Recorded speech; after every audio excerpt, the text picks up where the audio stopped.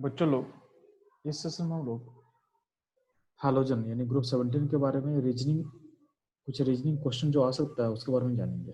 ठीक है, तो इसलिए हम लोग को सीखना है reasoning table of halogen family. ठीक है, इसमें पहला पहला जो पॉइंट है बोला गया है बॉन्ड एनर्जी के बारे में, बॉन्ड एनर्जी ऑफ हालोजन के बारे में। उसको हम लोग समझ चुके हैं लास्ट क्लास में कि बॉन्ड एनर्जी का जो ऑर्डर होता है, ऑर्डर क्या होता है, पहले क्लोरीन होता है और फिर क्या होगा, फिर ब्रोमीन आएगा और उसके बाद होता है फ्लोरीन, उसके बाद होता है फ्लोरीन, तो फ्लोरीन पीछे आ जाता है। ठीक है, और उसके बाद लास्ट में होता है आयोडीन। तो मैंने लास्ट क्लास में बताया था कि फ्लोरीन पीछे आने का रीजन क्या था, तो आपको बता चुका था कि फ्लोरीन का साइज छोटा छोटा होता है। तो छोटे साइज में क्या होता है, जिसका लोन पेयर होता है वो काफी रिपेल करना स्टार्ट कर जाता है। तो लोन पेयर मतलब का चार्ज क्या हुआ, नेगेटिव। तो नेगेटिव नेगेटिव रिपेल करे तो क्या होगा, इसका बॉन्ड काफी वीक हो जाता है, काफी वीक हो जाता है। इसलिए क्या होगा, फ्लोरीन का वैल्यू यहाँ शिफ्ट हो जाता है। ठीक है, अगर लोन पेयर नहीं होता ना, अगर लोन पेयर नहीं होता तो फ्लोरीन सबसे आगे होता है, मतलब फ्लोरीन का साइज छोटा है तो ओवरलैपिंग बहुत अच्छा होगा, ओवरलैपिंग बहुत अच्छा होगा। तो फ्लोरीन सबसे आगे होना चाहिए। कब, अगर उसमें लोन पेयर नहीं होता तो। ड्यू टू लोन पेयर होने के कारण, यानी जो लोन पेयर इसके पास दिख रहा है वही उसको पीछे खींच के ले जा रहा है। ठीक है, due to inter electronic repulsion bond distribution enthalpy of fluorine decreases. ठीक है, तो पहला पॉइंट है। सेकंड पॉइंट यार, सेकंड पॉइंट भी आप लोग को मैं समझा चुका हूँ। बॉन्ड लेंथ, जितना बड़ा साइज होगा हाइड्रोजन का, उसका बॉन्ड लेंथ उतना ही बड़ा होने वाला है। तो सबसे बड़ा कौन होगा, आयोडीन, उसका क्या होगा ब्रोमीन, उसका क्या होगा क्लोरीन, उसके बाद लास्ट में होगा फ्लोरीन। ठीक है, थर्ड पॉइंट में क्या बोला होगा, थर्ड पॉइंट बोला गया सॉल्युबिलिटी के बारे में, सॉल्युबिलिटी के बारे में। तो solubility of hydrogen in water, solubility of hydrogen in water, याद ध्यान देना। जब वाटर में डालोगे तो वाटर क्या करेगा, वाटर कैसे घोलता है, तो ध्यान देना। वाटर क्या करता है, वाटर इंटरेक्ट करेगा, तो वाटर इंटरेक्शन करना चाहता है। ठीक, अब ध्यान देना, वाटर का पार्टिकल हम ड्रॉ करना चाह रहे हैं यहाँ पे। तो हाइड्रोजन, ध्यान देना, हाइड्रोजन जो है, हाइड्रोजन के अंदर क्या होता है, हाइड्रोजन के अंदर लोन पेयर है। ठीक है, और वाटर का एच एच पे क्या डेल्टा पॉजिटिव होगा, तो यहाँ पे एक इंट्रैक्शन होगा, यहाँ पे एक इंट्रैक्शन होगा। ठीक है, तो जितना ज्यादा इलेक्ट्रोनेटिव एलिमेंट होगा ना, हाइड्रोजन जितना ज्यादा इलेक्ट्रोनेटिव होगा उतना ही क्या होगा, इंट्रैक्शन स्ट्रांग होगा। तो जितना ज्यादा इलेक्ट्रोनेगेटिव होगा हाइड्रोजन, इलेक्ट्रोनेगेटिविटी अगर इंक्रीज करेगा तो इंट्रैक्शन फोर्स भी क्या होगा, इंक्रीज करेगा। किसके साथ, वाटर के साथ। तो जो जितना ज्यादा अल्टरनेटिव हैलोजन होगा उतना ही वाटर में इंटरेक्शन करके क्या होगा, डिजॉल्व करना चाहेगा, उतना ही क्या होगा, डिजॉल्व करना चाहेगा। बात समझ में आ रहा है। तो सबसे ज्यादा ज्यादा कौन घुलेगा, इसके बेसिस पे सबसे ज्यादा कौन घुलेगा, तो आपको समझ में आना चाहिए कि सबसे ज्यादा घुलेगा कौन, तो फ्लोरीन, क्योंकि ज्यादा अल्टरनेटिव है, फिर क्लोरीन, फिर ब्रोमीन और फिर आयोडीन। ठीक, ये रहेगा point number third. Point fourth number last class में पढ़ चुके हैं, ऑक्सीडाइजिंग पावर। लास्ट क्लास बताया था इनोट वैल्यूज। ठीक है, इनोट ऑफ आरपी, जिसका आरपी हाई था उसका ऑक्सीजन पावर क्या होगा, हाई होगा। तो आपको मैं समझा चुका था कि फ्लोरीन का आरपी सबसे हाईएस्ट होता है। क्यों, तो यहाँ पे हम लोग दो रीजन दिए थे। दो रीजन क्या था, दो रीजन था। पहला रीजन क्या था बच्चे लोग, लो बॉन्ड डिस्ट्रीब्यूशन एंथैल्पी, लो बॉन्ड डिस्ट्रीब्यूशन एंथैल्पी, यानी बॉन्ड तोड़ने का जो एनर्जी है किसका, F2 का, काफी कम होता है। और दूसरा पॉइंट में क्या बोला था, जो F माइनस बनेगा, F माइनस बनेगा उसका high hydration enthalpy, high hydration enthalpy. ये दो पॉइंट था जो फ्लोरीन को आगे निकालता है। तो ये दो पॉइंट था जो फ्लोरीन को आगे निकालता है। तो फिर फ्लोरीन होगा, क्लोरीन होगा, ब्रोमीन होगा एंड आयोडीन होगा। इस ऑर्डर को आपको चलना है। ठीक, अब ध्यान देना। फिफ्थ पॉइंट क्या है, enthalpy of hydration of X minus N. Enthalpy of hydration of X minus N का मतलब क्या है, तो आपको बता चुके हैं हाइड्रेशन किससे प्रोपोर्शनल होता है बच्चे लोग। तो हाइड्रेशन का बात करते हैं तो हम पढ़ चुके हैं कि हाइड्रेशन प्रोपोर्शनल टू क्या होता है बच्चे लोग, तो हाइड्रेशन प्रोपोर्शनल टू होता है चार्ज, प्रोपोर्शनल टू होगा क्या, चार्ज। तो डेल्टा एच ऑफ जो हाइड्रेशन होता है वो चार्ज के प्रोपोर्शनल होता है। और क्या होता है बच्चे लोग, साइज के क्या होता है, इनवर्सली प्रोपोर्शनल होता है। साइज के क्या होता है, इनवर्सली प्रोपोर्शनल होता है। चार्ज के प्रोपोर्शनल और साइज के क्या होगा, इनवर्सली प्रोपोर्शनल। इसका मतलब क्या होगा, देखो F minus Cl minus Br minus I minus सब पे क्या है, सब पे चार्ज सेम है, सब पे चार्ज सेम है। तो जिसका साइज छोटा होगा, जिसका साइज छोटा होगा उसका हाइड्रेशन ज्यादा होगा, तो हो जाता किसका हो, F माइनस का, फिर Cl माइनस का, फिर Br माइनस का, फिर I माइनस का। ठीक है, ये रहेगा। नेक्स्ट पॉइंट है reactivity of halogen. Reactivity of halogen, कौन ज्यादा रिएक्टिव हैलोजन होता है। ठीक है, तो यार सबसे ज्यादा रिएक्टिव एलिमेंट होता है कौन सा, फ्लोरीन। यानी हाइड्रोजन में क्या होता है, रिएक्टिविटी क्या होता है, नीचे का क्या होता है, घटता है। क्यों, क्योंकि फ्लोरीन है, फ्लोरीन बहुत जल्दी इलेक्ट्रॉन को गेन करना चाहता है। ठीक है, ओवरऑल क्या होगा, जो जितने जल्दी इलेक्ट्रॉन को गेन करना चाहेगा, ठीक है, उतना ही जल्दी क्या होगा, रिएक्ट करेगा। तो हाइड्रोजन में क्या होगा, फ्लोरीन क्या होता है, हाईली रिएक्टिव होता है। फ्लोरीन क्या होता है, हाईली रिएक्टिव होता है। तो फ्लोरीन, क्लोरीन, ब्रोमीन, आयोडीन, ये ऑर्डर को आपको याद रखना है। ठीक, नेक्स्ट पॉइंट देखो, नेक्स्ट पॉइंट क्या है, तो आयनिक कैरेक्टर ऑफ एमएक्स बॉन्ड। यानी एमएक्स बॉन्ड में आयनिक कैरेक्टर का बात कर रहा है, यानी हम अप्लाई यहाँ पे क्या करेंगे, फजन सूल।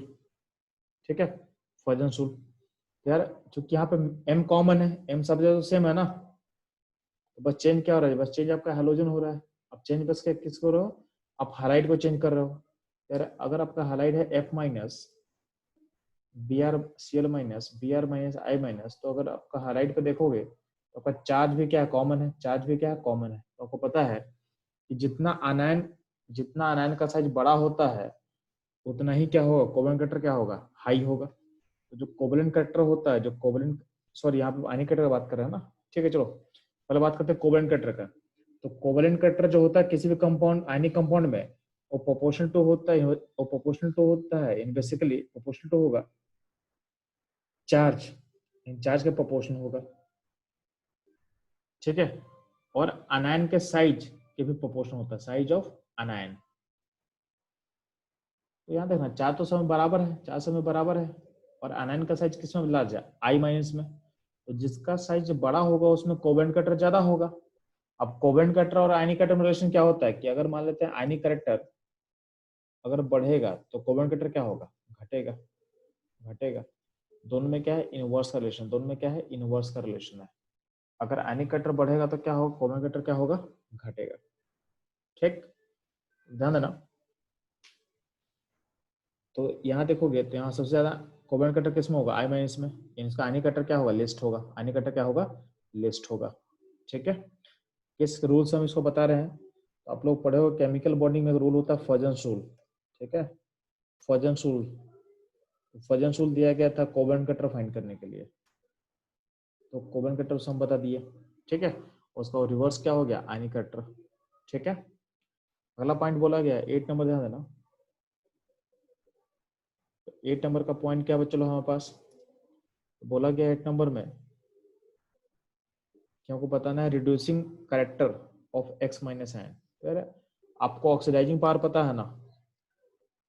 ठीक है, तो ऑक्सीडाइजिंग पावर का रिवर्स कर दे, उल्टा कर दे, तो उल्टा क्या होगा, आई माइनस, फिर Br माइनस, फिर Cl माइनस।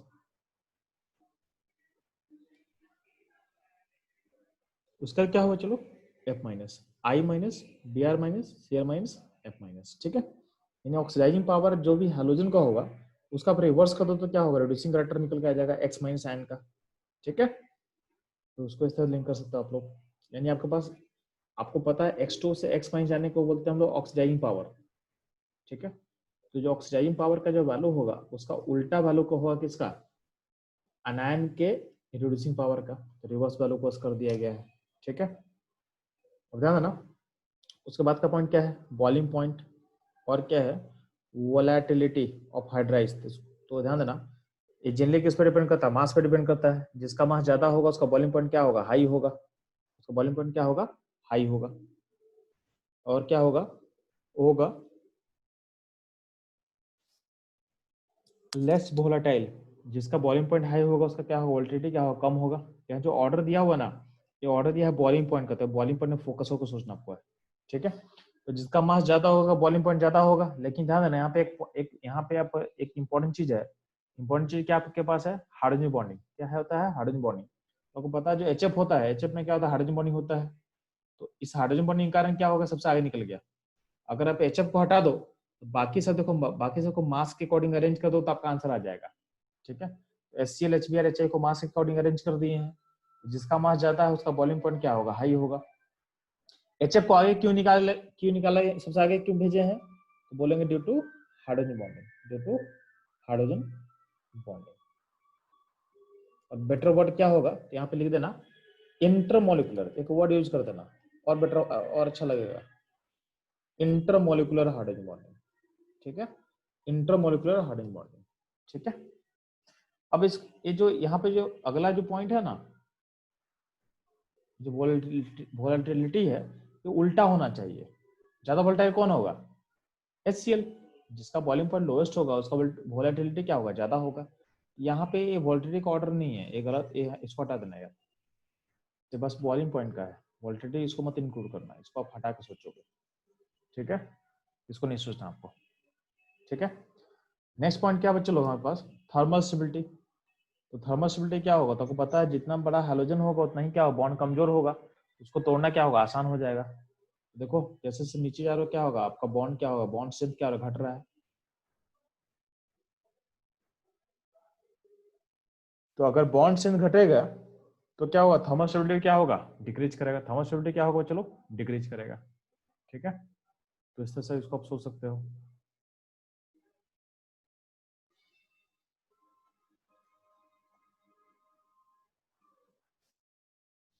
ठीक है, अगला पॉइंट है acidic strength of halogen acid. Acidic strength का मतलब क्या हो गया यार, तो जिसका बॉन्ड जितना जल्दी टूटेगा उतना ही जल्दी H+ को रिलीज करेगा, जिसका बॉन्ड जितना जल्दी टूटता है उतना ही जल्दी क्या होगा, H+ को रिलीज करेगा। तो सबसे अच्छा एसिड क्या होगा, HI हो जाएगा, क्योंकि HI का बॉन्ड कमजोर है, जल्दी टूटता है। फिर HBr, फिर HCl, फिर सबसे वीकेस्ट एसिड क्या होगा, तो हैलोजन में सबसे वीकेस्ट एसिड होता है HF। ठीक है, इसको आप ध्यान से समझ सकते हो।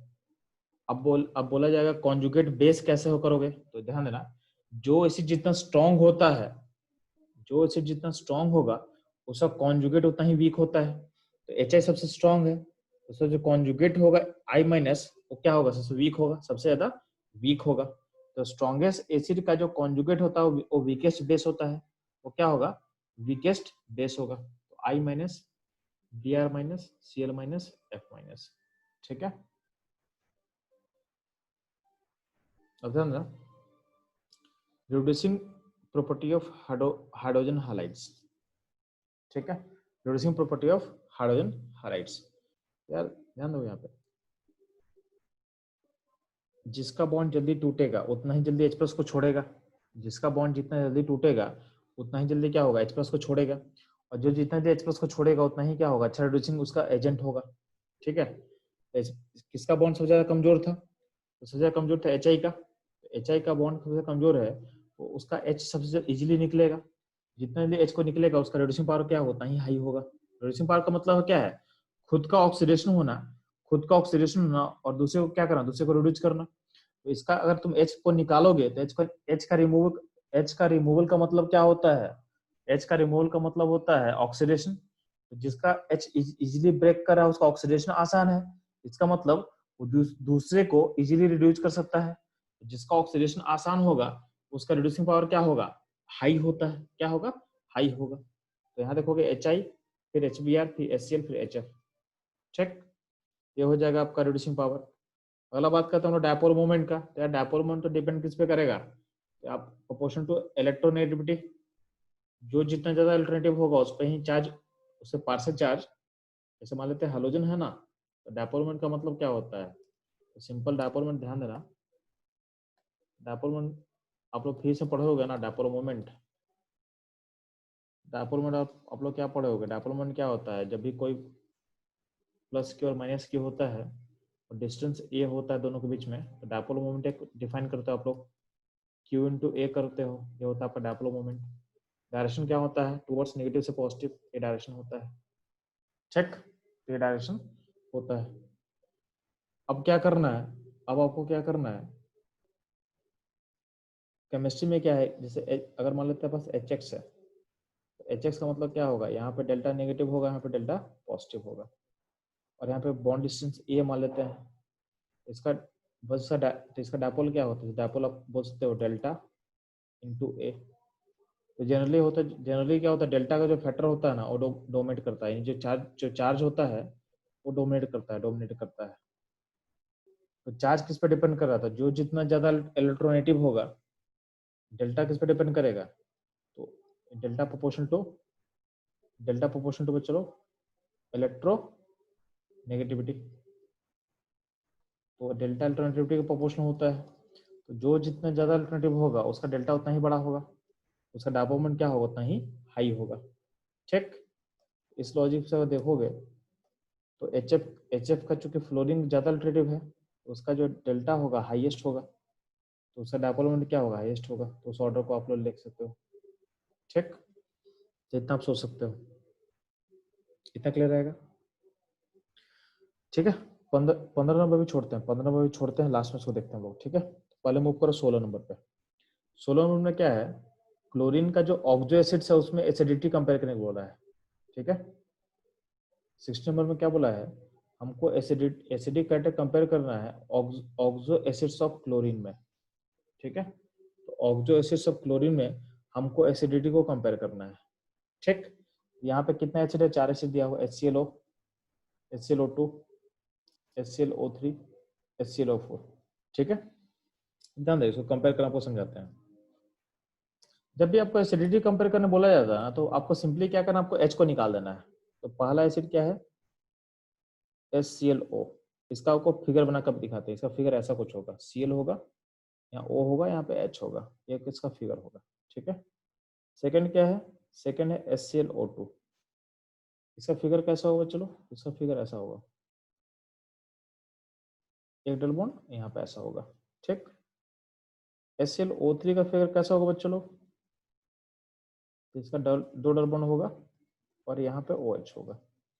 ठीक है, HClO4 का फिगर कैसा होगा, वो भी ध्यान दे, ऐसा होने वाला है। अब इनका एसिडिटी कैसे कंपेयर करेंगे, अब क्या करना, पहले H को निकाल दे, पहले H को निकाल दे। H को निकाला तो क्या बनेगा, ClO- बनेगा। इसका इसका H को निकाल दे, H प्लस को निकाल दे सकते हो, क्या बनेगा, यहाँ पे ये एनायन बन गया। इसका भी H को निकाल दे, तो इसका H निकाला तो क्या बनेगा, आपको ऐसा बनेगा। इसका H को निकाल दे तो क्या बनेगा,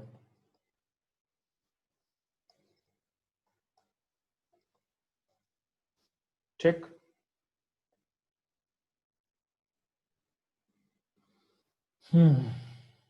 इतना क्लियर रहेगा। अब ध्यान देना, आपका अनायन जितना स्टेबल होगा ना, यहाँ जो आप अनायन क्रिएट कर रहे हो, ये अनायन जितना स्टेबल होगा उतना ही जल्दी बनना चाहेगा, उतना ही जल्दी बनना चाहेगा। तो आपको दिख रहा होगा, जैसे नीचे मूव करो तो यहाँ पे देखो एक रेजोनेंस हो सकता है, यहाँ पे रेजोनेंस हो सकता है, यहाँ पे यहाँ से भी रेजोनेंस होगा और यहाँ भी रेजोनेंस होगा, दोनों डबल बॉन्ड रेजोनेंस में जाएगा। और यहाँ पे जो नेगेटिव है यहाँ भी आ सकता है, यहाँ भी आ सकता है और यहाँ भी आ सकता है। तो आपको दिख रहा है जैसे जैसे नीचे मूव कर रहे हैं, तो जो अनायन है उसका रेजोनेंस होना ज्यादा स्टार्ट कर रहा है। और जितना ज्यादा रेजोनेंस होगा उतना ही क्या होगा, आपका आयन स्टेबल होगा, आपका आयन स्टेबल होगा। तो जब भी हम एसिडिटी का बात करते हैं ना, तो एसिडिटी जो होता है, किसी भी कंपाउंड का एसिडिटी होता है वो प्रोपोर्शनल टू होता है आयन का स्टेबिलिटी। आयन स्टेबिलिटी यानी जिसका आयन जितना स्टेबल होगा उतना ही क्या होगा, कंपाउंड एसिडिक होगा, क्योंकि वो बनना चाहेगा। मतलब जो आयन जितना स्टेबल है उतना ही क्या होगा, इजिली H प्लस को तोड़ेगा। तो जो H प्लस को जितना इजिली तोड़ेगा उतना ही अच्छा एसिड होगा। तो आपको दिख रहा है कि जो आयन जितना स्टेबल होगा उतना ही इजीली H प्लस को तोड़ के खुद आयन बनना चाहेगा। तो आपको दिख रहा है कि ये जो कंपाउंड है, ये जो कंपाउंड है, इसका आयन काफी स्टेबल होता है, क्या होगा, अपना H को जल्दी से रिलीज करेगा। और जितना जल्दी H को रिलीज करेगा उतना ही क्या होगा, उतना ही अच्छा क्या होगा, एसिड होगा, उतना अच्छा क्या होगा, एसिड होगा। एसिडिटी ऑर्डर में अब देखोगे तो नीचे क्या होगा, नीचे आपका एसिडिटी ऑर्डर क्या होगा, इंक्रीज करेगा। नीचे आपका एसिडिटी ऑर्डर क्या होगा, इंक्रीज करेगा। ठीक, तो ये चीज यहाँ पे समझाया हुआ था आपको। ठीक है, तो ये हो गया आपका एसिडिटी ऑर्डर। अब अगर आप लोग को एसिडिटी ऑर्डर अगर क्लियर है तो अगला पॉइंट और आराम से आपको समझ में आ जाएगा। अगला पॉइंट क्या बोला गया है, तो यार बोला गया strength of conjugate base, strength of conjugate base. तो जो जितना अच्छा एसिड होगा ना, जो जितना अच्छा एसिड होगा उसका कॉन्जुगेट उतना ही खराब बेस होगा। तो सबसे अच्छा एसिड क्या था? सबसे अच्छा एसिड ये था। उसका अनायन यानी उसका जो कॉन्जुगेट होगा उतना ही खराब होगा, उतना ही सबसे सबसे लिस्ट बेसिक होगा, सबसे लिस्ट बेसिक होगा ClO4 माइनस। ठीक है, फिर इसको डालेंगे और सबसे अच्छा बेस कौन होगा? तो जो सबसे खराब एसिड था, जो सबसे खराब एसिड था उसका अनायन सबसे अच्छा बेस होगा, सबसे अच्छा बेस होगा। ठीक, ये ध्यान देना। ठीक है, तो इतना पॉइंट आप ध्यान दोगे। अब ध्यान देना, क्वेश्चन नंबर 15, क्वेश्चन नंबर 18, ठीक है, क्वेश्चन 19 और क्वेश्चन 20। ठीक है, ये सारा सेमी चीज से लिंक है, सेमी कॉन्सेप्ट लिंक है। यहाँ पे कॉन्सेप्ट क्या हम लोग इन्वॉल्व करेंगे ना, कि जितना ज्यादा क्लोरीन का ऑक्सीडेशन स्टेट बढ़ेगा ना, जितना ज्यादा क्लोरीन का ऑक्सीडेशन स्टेट बढ़ेगा उसका ऑक्साइड का स्टेबिलिटी बढ़ता है। ठीक है, क्लोरीन का जितना ज्यादा ऑक्सीडेशन स्टेट बढ़ेगा उसका ऑक्साइड का जो स्टेबिलिटी है उतना ही इंक्रीज करेगा। ठीक है, इस कॉन्सेप्ट को ध्यान देना। जैसे एग्जांपल देख, बोला गया Cl2O, ठीक है, Cl2 है और क्या है, चलो चेक कर लेता हूँ फिर से। Cl2 है, ClO2 है, Cl2O6 है, Cl2O7 है। ठीक है, तो एक है ClO2, Cl2O6 एंड Cl2O7। तो इसमें क्लोरीन +1 स्टेट में है, इसमें क्लोरीन +4 स्टेट में है, इसमें क्लोरीन कितना में है? +6 स्टेट में है। ठीक है, इसमें क्लोरीन कितना है? +7 स्टेट में है। यार अब बोला यार कौन सा स्टेबिलिटी का ऑर्डर है, तो स्टेबिलिटी जो होगा हम क्या बोल रहे हैं अभी के लिए, प्रोपोर्शनल टू ऑक्सीडेशन स्टेट। तो स्टेबिलिटी का ऑर्डर क्या हो जाएगा? तो स्टेबिलिटी का ऑर्डर ऐसा हो जाएगा।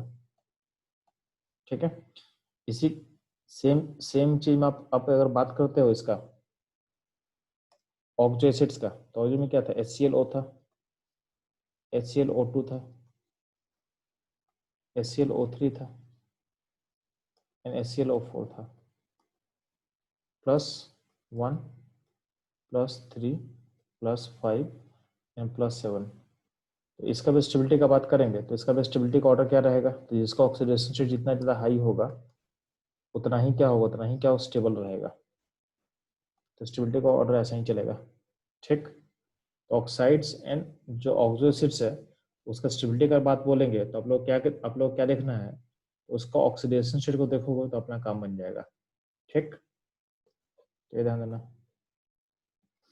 तो आपका इससे आप लोग क्या कर सकते हैं, इससे आप लोग पॉइंट नंबर 15 समझ में आ गया आप लोग को।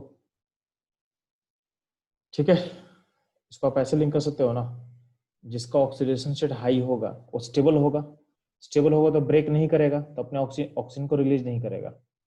ऑक्सीजन का पावर का मतलब क्या है कि यहाँ जो ऑक्सीजन है उसको कौन इजीली निकालेगा? तो जो जितना अनस्टेबल होगा वही रिलीज करेगा। तो ये सबसे अनस्टेबल है और ये सबसे स्टेबल है, तो स्टेबल तो टूटेगा नहीं। जो अनस्टेबल है अपना ऑक्सीजन को क्या करेगा? रिलीज करेगा, और रिलीज करेगा तो क्या हो? खुद रिड्यूस होगा और दूसरे को क्या करेगा? ऑक्सीडाइज करेगा। ठीक है, वही चीज यहाँ पे हो जाएगा। Oxidising power of this oxo acids, आपको पता है कि सबसे अनस्टेबल है और सबसे स्टेबल है। जो स्टेबल होगा वो अपने ऑक्सीजन को रिलीज नहीं करेगा, अपने ऑक्सीजन को रिलीज नहीं करेगा। और जो अनस्टेबल होगा वो बहुत इजीली अपने ऑक्सीजन को क्या करेगा? रिलीज करेगा। जब अपने ऑक्सीजन को अगर रिलीज करेगा तो क्या होगा? तो खुद क्या होगा? रिड्यूज होगा और दूसरे को क्या करेगा? ऑक्सीडाइज करेगा। दूसरे को क्या करेगा? ऑक्सीडाइज करेगा। ठीक, अगला पॉइंट है thermal stability of oxo acids. तो आपको बता चुके हैं कि जितना ऑक्सीडेशन स्टेट बढ़ेगा उतना ही क्या होगा? स्टेबल होगा, स्टेबल होगा। ठीक है, लास्ट पॉइंट 20 तो हम लोग पढ़ चुके हैं ऑलरेडी, स्टेबिलिटी ऑफ अनायन। यार जैसे से यहाँ मूव कर रहे हो तो हम लोग पढ़ चुके हैं ना, यहाँ पे हम लोग कवर किए थे। यहाँ देखो, ये देखो अनायन, तो ClO माइनस में रेजोनेंस नहीं है, ClO2 माइनस में एक रेजोनेंस है, ClO3 माइनस में यहाँ और यहाँ दोनों जगह रेजोनेंस हो सकता है, और ClO4 माइनस में ये तीनों एक साथ रेजोनेंस कर सकता है। तो क्योंकि जितना ज्यादा डबल बॉन्ड ओ बढ़ते जा रहा है उतना ही क्या हो रहा है, उतना ही रेजोनेंस का नंबर क्या हो रहा है, बढ़ते जा रहा है। तो इसलिए ClO4 माइनस ज्यादा स्टेबल होगा। फिर क्या होगा, ClO3 माइनस, फिर ClO2 माइनस, फिर Cl माइनस। ठीक है, तो जो आयन का स्टेबिलिटी ऑर्डर है उसको आप रेजोनेंस से लिंक कर सकते हो, उसको आप रेजोनेंस से लिंक कर सकते हो। चेक, इसका आप रेजोनेंस से आप इसको लिंक कर सकते हो। ठीक है, तो ये सारा आपका जो रीजनिंग का टेबल होता है हैलोजेंस के लिए, वो हम लोग को ऑलमोस्ट चीजों को हम लोग कवर कर लिए। ठीक है।